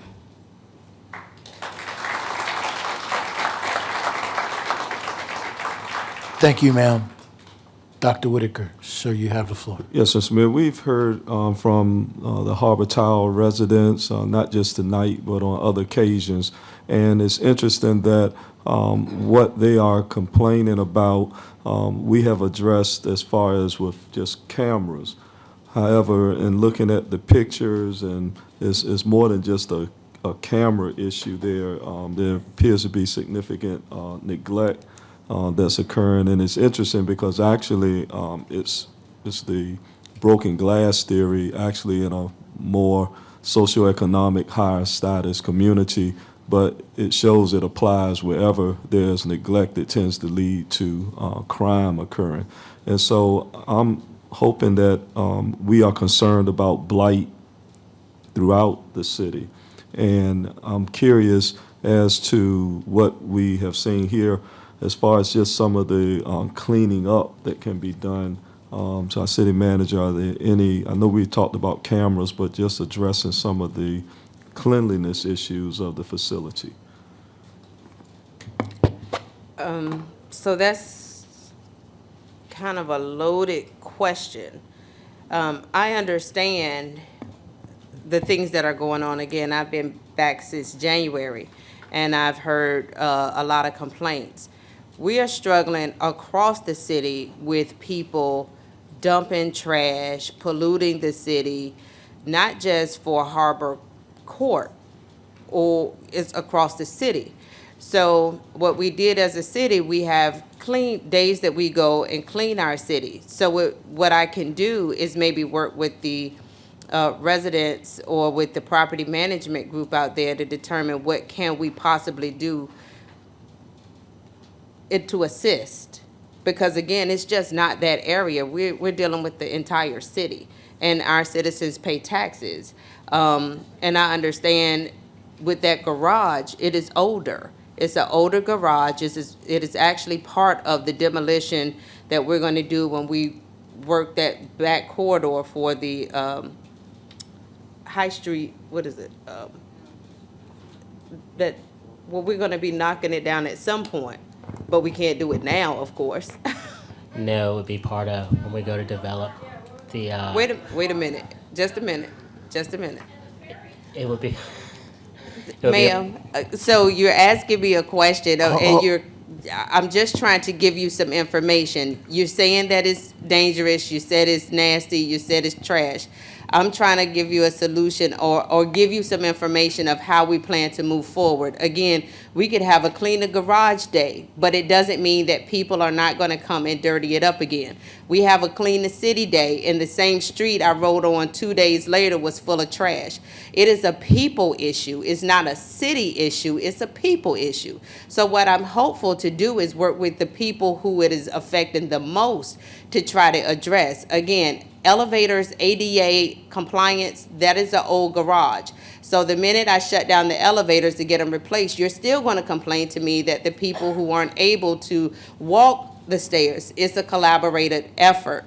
So what I'm trying to do now is give you some information as how we're going to move forward. And again, I will absolutely work with the right people. I would love to work with Ms. Joyce, Janice, Ms. Davis, because it sounds like you have the voice for your community. You gathered everybody here today. But we are struggling across the city with people issues. So if you would please just allow me to have the city garage to speak to it really quick. Not city garage, the city engineer, just to give you some information, and I will reach out to you to follow up. So, Mr. Wright, could you come forward and speak at the podium, please? Thank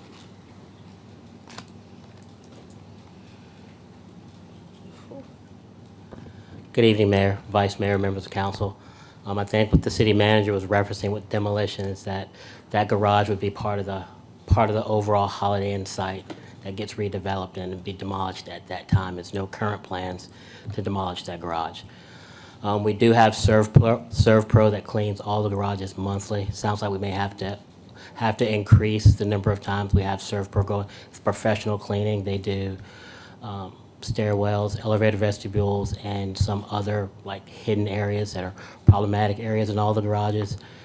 The elevators themselves are older elevators, like the ones in City Hall, like the ones in all of our buildings that need to be upgraded. They're difficult to get parts for, and so that's why they're down for longer periods when they have issues, whether it's circuit boards or other issues with the elevators. So it's a supply and demand, especially with the older elevators like that. So. Thank you, sir. Well, it sounds like based on your description and what the manager is saying, and to the residents, it sounds like we're going to get together with everyone and come up with a strategic plan to make that place better. Is that fair to say? Yeah, that's fair to say, and some of the things that they've seen as far as lights and some of the other things have been discussed at the PPA advisory board meetings. They've actually had representation. One of the citizens for the towers has actually been there, and some of the things that she recommended, some of the things we've tried to put in place. And so we've not just focused on Harbor. We've tried to do similar things throughout all of the garages, not just Harbor, because we understand that all the garages need similar attention. Very good. Dr. Whitaker, Right. sir, you have the floor. And Mr. Wright, that's why I said we're concerned about the whole community. I'm just curious, what, as part of the community, what plans are there to clean up the debris and the dirtiness that we see here in these pictures, as well as what we have in our other communities. Yeah, so as I mentioned, ServPro, they do a professional cleaning monthly. We have to step that up as far as what they're doing, so. Ladies and gentlemen, we have to allow for the speaker to speak. I understand there's concern here, but we have to do it in orderly fashion, okay? There'll be an opportunity to address your concerns, but we're here to discuss the solutions, as was indicated earlier, and those things can certainly be remedied. So, Mr. Wright, please continue. Yeah, and so, like I said, they do a monthly cleaning, so sounds like in some of the facilities, we may have to step that up. But what we've seen, and particularly the one I'm most familiar with is county, because that's the one where one of the offices is, once it's cleaned, within hours of it being cleaned, it's back to same, just because of the people that shouldn't be in garages or doing things in garages that they shouldn't be doing, so. But we'll work on that. So our next speaker, sir, you can have a seat. And Mr. Mayor, Mr. Wright, can you just provide counsel on what that budget is as far as the cleaning and what we have to do to keep it up? It's about $10,000 a month. Okay. For the garages, it's for water, county, middle, and harbor. Okay. Thank you, sir. Vice Mayor Lucasberg. Ma'am, Yes, you have the floor. thank you, Mayor. That was my concern, because I heard it mentioned by Ms. Janice Davis that they pay approximately $18,000 a month, which is $216,000 a year. And I know that they want to know, our inquiry is, how are those funds dispersed? Has the lighting been upgraded to LED lighting? And does the camera provide for an opportunity for some of the residents to be able to monitor what's going on in the garage as well? I don't know where the cameras go to, if it's just, one person, a house manager or an apartment manager that's reviewing it, but I think more oversight into some of the apartments would probably provide an opportunity as well. But I guess the $216,000 a year would be adequate funding to be able to get some of this done. So I'm just wondering how that's been allocated. Thank you, ma'am. Our next speaker, Councilman Tillage. Thank you. All right, thank you, Mayor. I agree with my colleague Lucas Burke. $216,000, I mean, these citizens are paying to park in this facility. We should be providing adequate service and good quality. We may mention of cameras, we may mention of cleanliness, but cameras and lighting, I mean, yeah, that may be a deterrent, or it may record after, I mean, you'll find out after the fact. But are there any plans for securing the structure itself? I go to Fish and Slips out over there a lot, and so I'm very familiar with the garage, and there are a lot of ways people can get into that garage. And, you'll see in other parking garages, maybe in other areas, where the first floor windows may be covered with some type of fencing material, or you have pass gates, cards to get into the building where the garage door goes up and down, because there is no security to that building. And for $18,000 a month, I would be expecting some type of security, not to come home not to be waking up every morning to my car being broken into. So if we can get a plan for the security of the structure itself, that would be greatly appreciated.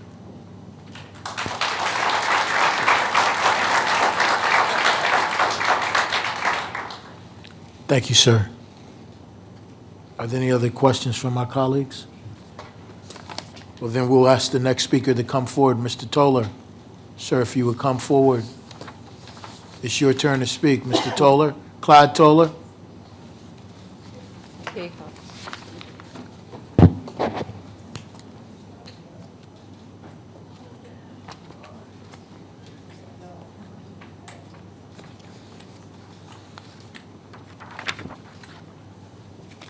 Good evening, well, sir. I've heard a lot tonight.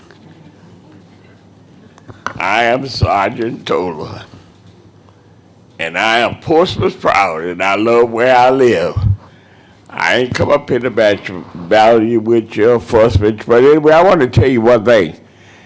You did a good job, and you're doing a good job. See, there's a lot of people, they think they know it all, but if you ain't with finance or trade or nothing, how you gonna tell me what to do and all and what's going on? No, if you know so much, why don't you run for office and even get up here? Instead of always a lot of lip service. But anyway, I'm Portsmouth proud. I guess you know that. But yesterday this time I was with about 55 red hats.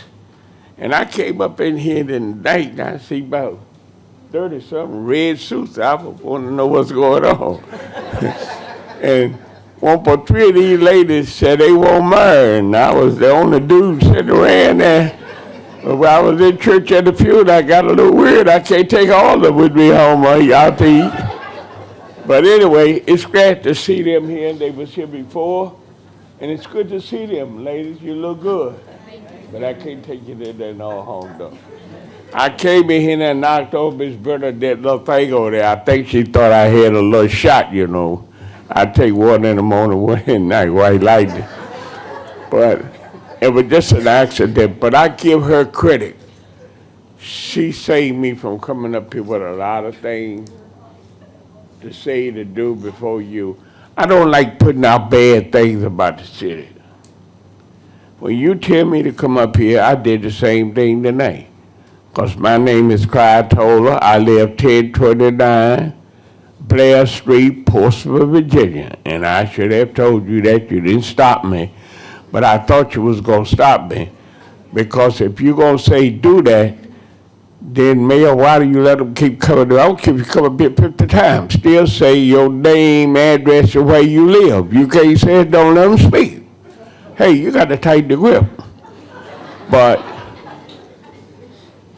you're doing a good job. And don't let nobody stomp on you and say you're not. A lot of people come up here, they battle you around, knock you around, but look, you're doing a good job. Because I seen worse. Yeah, I seen worse, so. But anyway, Miss Bernadette is doing a great job. I don't have to come to y'all, I go to her. She taking care of the wild animals. I had a little possum. I went there to get my water hose yesterday. There he all blowed up and like he wanted to bite me, fight.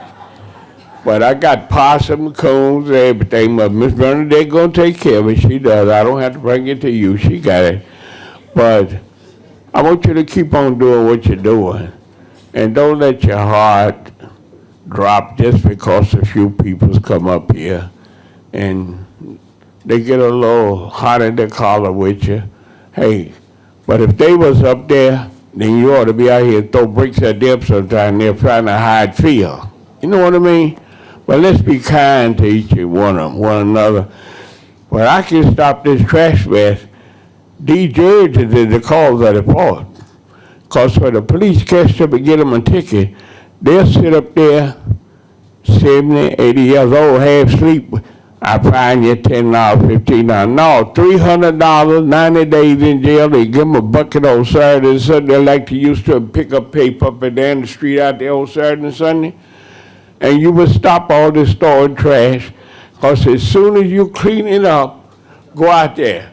Because they be in front of me, they just throw it out the window. That's not good for the people in the city, folks.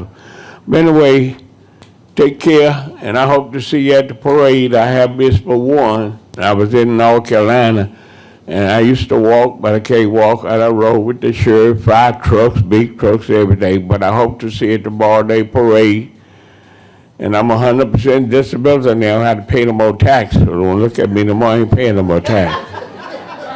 Didn't I tell you, almost 100 years, and then you don't pay no tax no more. But the people there stay at my church place were very nice to me. And all day there, helped the old man back on the elevator and told me to go home. How you like that? Y'all have a blessed week and a blessed day, everybody. Thank you, sir.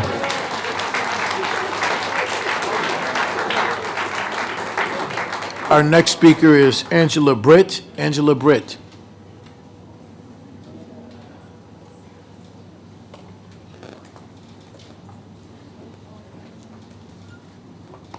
Come forward and state your name and address, ma'am. You have 5 minutes.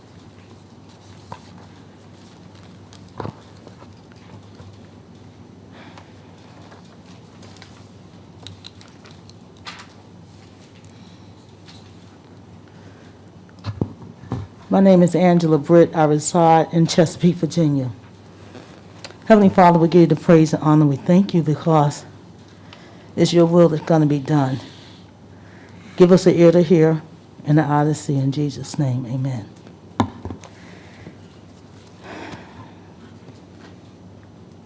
Resources for victims of gun violence and their families.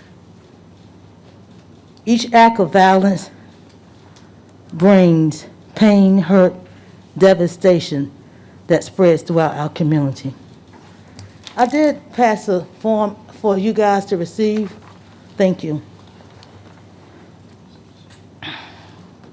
The act of violence leaves families and loved ones devastated by the tragedy, senseless killings, and frustration and the loss of a loved one. The family feeling lost, unsure how to move forward with the pain and emptiness. This tragic gun violence and how it affects the children of the loved ones left behind is really a mental crisis, really a mental impact for the sisters, brothers, mothers, fathers, uncles, aunts, and grandparents. I come here before the City Council today to address this gun violence pandemic here in the city of Portsmouth. Again, no solutions, no advice. And I'm here to ask the City Council members to help in bringing awareness by coming together with one another and other organizations that will help the city move forward with solutions and services offered by the city of Portsmouth. I'm not talking about organizations with the 12 nonprofit organizations here in the city of Portsmouth. I'm talking about organizations such as United Way, Violence Crime Specialists, the Salvation Army, Commonwealth Attorney, Homicide Support Groups, Samaritan House, local and regional law enforcement. The aim is helping victims that have been affected by gun violence in the city of Portsmouth. City Council, you stated that your hands are tied because it's a state level. I understand laws, legislations, lobbying, and bills. I'm talking on a local level to help offer services and programs created by the city of Portsmouth to help families that have been directly affected by gun violence and who are in a crisis right now because of these tragedies. No proaction, no solutions, no response, no answers, and no motions. Donnie Tuck, who is the mayor of the city of Hampton, he proclaimed and recognizes April the 23rd through the 29th as National Crime Victims Week. The city is committed to support victims and their families who have been directly affected by gun violence. He also supports victims and others, family members who are close to these families to get justice. The Hampton Office of Youth and Young Adults Opportunity, this support groups invite family members to an environment where they can be heard by licensed therapies and later refer to other agencies within the city. This is not a one-time thing. On this form that I gave you guys are other services Monday through Friday because of this proclaim given by the city manager in Hampton, April the 23rd through the 29th. They also have one of these, which caught my eye, Hope After Dark, which is on Wednesday, a social gathering for a grassroots organization to build new relationships that will be free and open to the public. All of these different services are offered to the citizens who have been affected by gun violence in the city of Hampton.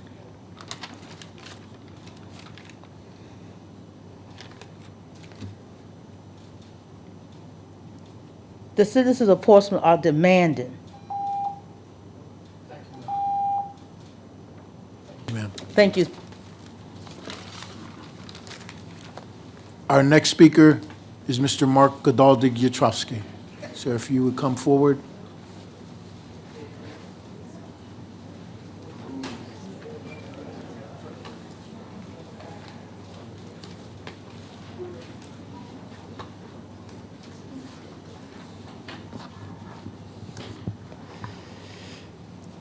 Good evening, Mayor, Council, and other neighbors.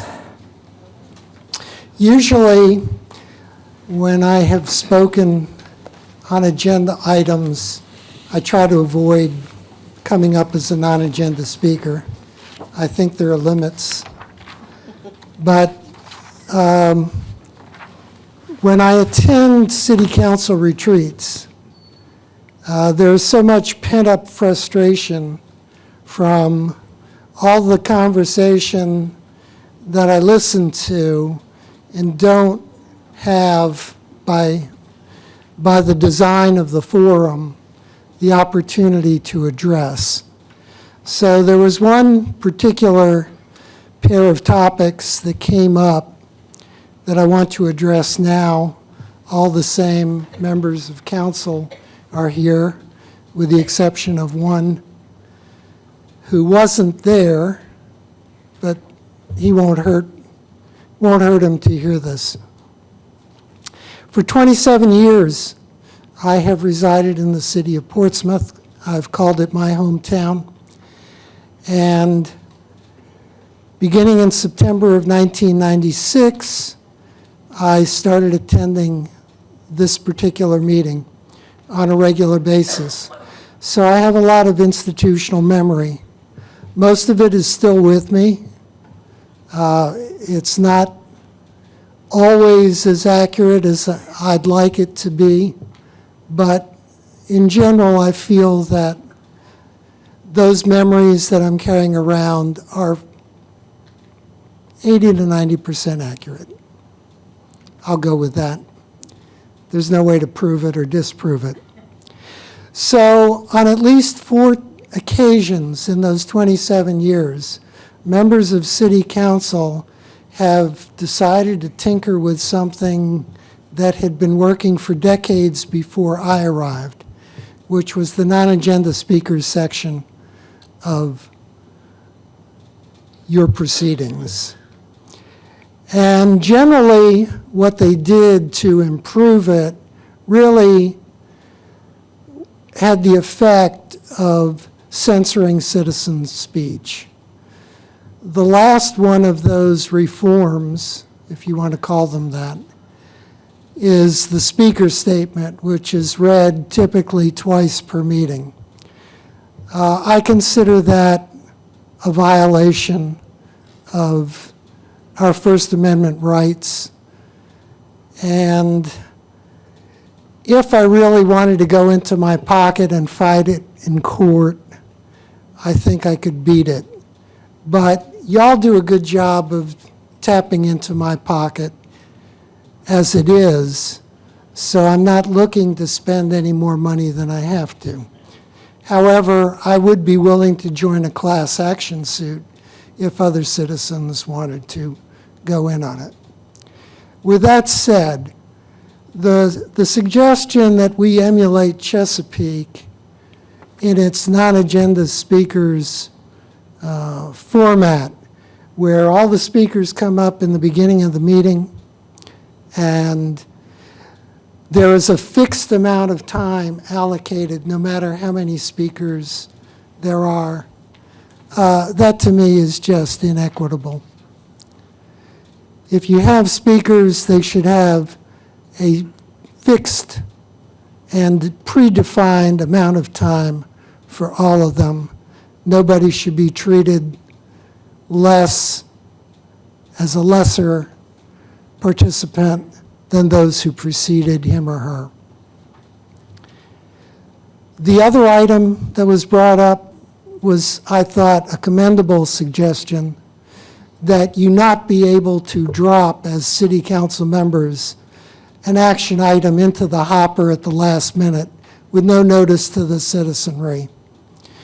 I very much believe that if you have something that you want as an item of business that is not a legitimate emergency item, like a tornado coming through or a hurricane, that you should introduce it in a work session, and if it is an action item, you should take it up at the next regular council meeting after the one at which it's introduced. That gives the citizens an opportunity to research it and be heard on it. Thank you. Thank you, sir. Are there any other questions, comments, or concerns from my colleagues on council? Seeing none, then that concludes our meeting for this evening. Take care, everyone. Drive safe and stay healthy.